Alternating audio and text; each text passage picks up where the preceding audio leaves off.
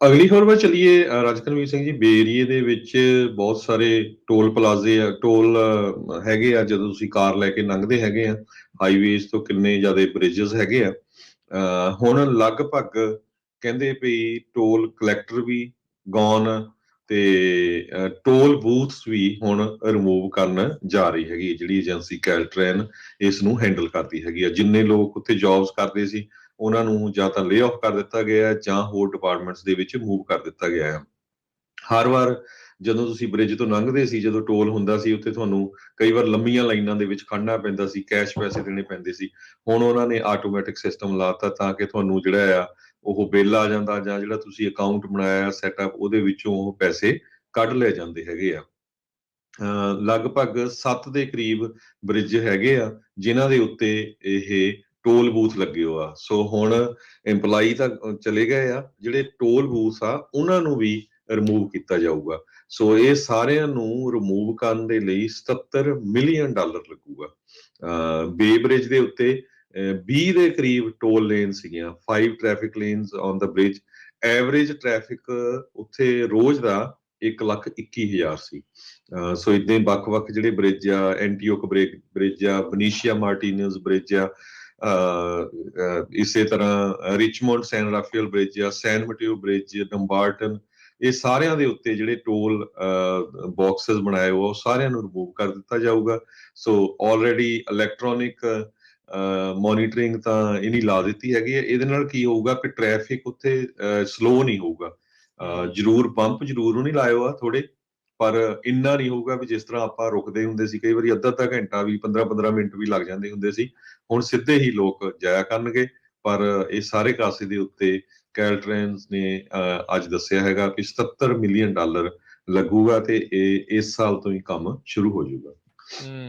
ਜੀ ਬਿਲਕੁਲ। ਸੋ ਕੋਵਿਡ ਦੇ ਆਉਣ ਤੋਂ ਬਾਅਦ ਦੇ ਵਿੱਚ ਵੱਡੀਆਂ ਜਿਹੜੀਆਂ ਹਰਜੋਤ ਸਿੰਘ ਜੀ ਚੇਂਜਸ ਆ ਉਹ ਆਪਾਂ ਨੂੰ ਦੇਖਣ ਨੂੰ ਮਿਲੀਆਂ। ਇੱਕ ਵੱਡੀ ਚੇਂਜ ਇੱਕ ਇਹ ਵੀ ਆਪਾਂ ਨੂੰ ਦੇਖਣ ਨੂੰ ਮਿਲੀ ਆ, ਹੁਣ ਘਰੇ ਚਿੱਠੀ ਜਿਹੜੀ ਆਉਂਦੀ ਆ। ਸੋ ਇਹਦੇ ਮਤਲਬ ਇਹ ਆ ਵੀ ਭਾਈ ਜਿਹੜੀ ਤੁਹਾਡੀ ਆਪਣੀ ਰਜਿਸਟ੍ਰੇਸ਼ਨ ਆ ਨਾ, ਅਪ ਟੂ ਡੇਟ ਰੱਖਿਆ ਕਰੋ। ਜੇ ਐਡਰੈਸ ਵਗੈਰਾ ਚੇਂਜ ਹੁੰਦਾ ਆ ਉਹਨੂੰ ਨਾਲ ਦੇ ਨਾਲ ਚੇਂਜ ਕਰਿਆ ਕਰੋ। ਇਹ ਨਾ ਹੋਵੇ ਬਾਅਦ 'ਚ ਤੁਸੀਂ ਲੰਘੀ ਜਾਓ ਤੇ ਚਿੱਠੀ ਤੁਹਾਡੀ ਹੈ ਕਿਤੇ ਹੋਰ ਜਾਈ ਜਾਵੇ ਤੇ ਜਦੋਂ ਅਗਲੀ ਰਜਿਸਟ੍ਰੇਸ਼ਨ ਰੀਨਿਊ ਕਰਾਉਣ ਲੱਗੋ ਕਹੋ ਵੀ ਏਡੇ ਜੁਰਮਾਨੇ ਪਏ ਆ ਭਾਈ, ਫਿਰ ਕੱਢੋ $100s। ਉਹ ਚੀਜ਼ ਦਾ ਵੀ ਜਿਹੜਾ ਬਚਾਅ ਨਾਲ ਦੇ ਨਾਲ ਤੁਸੀਂ ਰੱਖ ਲਿਓ ਜੀ। ਤੇ ਹੁਣ ਜੇ ਕਿਸੇ ਦੀ ਗੱਡੀ ਮੰਗਵੀਂ ਵੀ ਲੈ ਕੇ ਜਾਂਦੇ ਆ ਨਾ, ਦੱਸ ਦਿਓ ਭਾਈ ਮੈਂ ਲੰਘ ਕੇ ਗਿਆ ਸੀ ਉੱਧਰੋਂ। ਕਈ ਵਾਰੀ ਕੰਮ ਖਰਾਬ ਹੋ ਜਾਂਦਾ ਹੈ। ਫਿਰ ਅਗਲੀ ਜਿਹੜੀ ਹਰਜੋਤ ਸਿੰਘ ਜੀ ਗੱਲ ਕਰੀਏ ਫਰਾਂਸ ਤੋਂ ਆ ਰਹੀ ਹੈ। ਫਰਾਂਸ ਦੇ ਵਿੱਚ ਰਾਸ਼ਟਰਪਤੀ ਦੀਆਂ ਚੋਣਾਂ ਚੱਲ ਰਹੀਆਂ। ਰੀਮੈਚ ਕਹਿੰਦੇ ਆ ਵੀ ਉਹ ਦੇਖਣ ਨੂੰ ਮਿਲ ਰਿਹਾ ਆ। ਜਿਹੜਾ ਉੱਥੇ ਦਾ ਰਾਸ਼ਟਰਪਤੀ ਇਸ ਟਾਈਮ ਮੌਜੂਦਾ ਇਮੈਨੂਅਲ ਮੈਕਰੋਨ, ਔਰ ਜਿਹੜੀ ਕਾਫੀ ਰਾਈਟ ਵਿੰਗ ਪਾਰਟੀ ਜਿਹੜੀ ਹੈਗੀ ਆ ਮਰੀਨ ਲੈਪਨ, ਉਹਦਾ ਸਾਹਮਣਾ ਜਿਹੜਾ ਉਹ ਇਸ ਟਾਈਮ ਹੋ ਰਿਹਾ ਆ। ਪਹਿਲੇ ਗੇੜ ਦੀਆਂ ਇਲੈਕਸ਼ਨਸ ਤੋਂ ਬਾਅਦ ਦੇ ਵਿੱਚ ਕਹਿੰਦੇ ਵੀ ਦੇਖਿਆ ਜਾ ਰਿਹਾ ਆ ਵੀ ਇਮੈਨੂਅਲ ਮੈਕਰੋਨ ਸਿਰਫ 4 ਪੁਆਇੰਟਾਂ ਦੇ ਨਾਲ ਹੀ ਲੀਡ ਕਰ ਰਿਹਾ ਆ।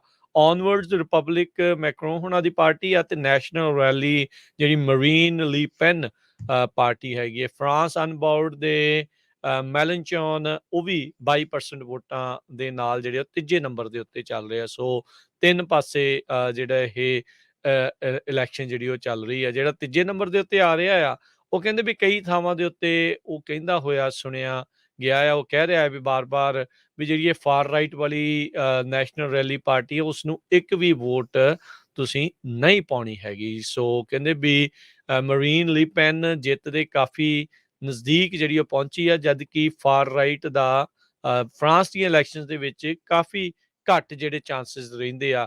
ਕਹਿੰਦੇ ਵੀ ਮੈਕਰੋਨ ਦੀਆਂ ਜਿਹੜੀਆਂ ਪਾਲਿਸੀਜ਼ ਰਹੀਆਂ, ਵੈਕਸੀਨੇਸ਼ਨ ਕਾਰਡਸ ਤੇ ਉਹ ਸਾਰਾ ਕੁਛ, ਉਸ ਤੋਂ ਬਗੈਰ ਕੁਛ ਵੀ ਨਾ ਹੋਣਾ, ਉਸ ਨੂੰ ਲੈ ਕੇ ਫਰਾਂਸ ਦੇ ਲੋਕ ਕਾਫੀ ਨਾਖੁਸ਼ ਜਿਹੜੇ ਉਹ ਰਹੇ ਸੀਗੇ, ਜਿਸ ਦਾ ਖਾਮਿਆਜ਼ਾ ਉਹਨੂੰ ਹੁਣ ਇਲੈਕਸ਼ਨ ਦੇ ਵਿੱਚ ਘੱਟ ਵੋਟਾਂ ਦੇ ਨਾਲ ਸਾਹਮਣਾ ਕਰਨਾ ਪੈ ਰਿਹਾ ਹੈਗਾ ਆ। ਸੋ ਲੈਟਸ ਸੀ ਅੱਗੇ ਜਿਹੜਾ ਉਹ ਕੀ ਹੁੰਦਾ ਆ। ਦੂਜੇ ਗੇੜ ਦੀਆਂ ਜਿਹੜੀਆਂ ਇਲੈਕਸ਼ਨਸ ਆ ਉਹ ਹੁਣ ਜਲਦ ਉੱਥੇ ਹੋਣਗੀਆਂ।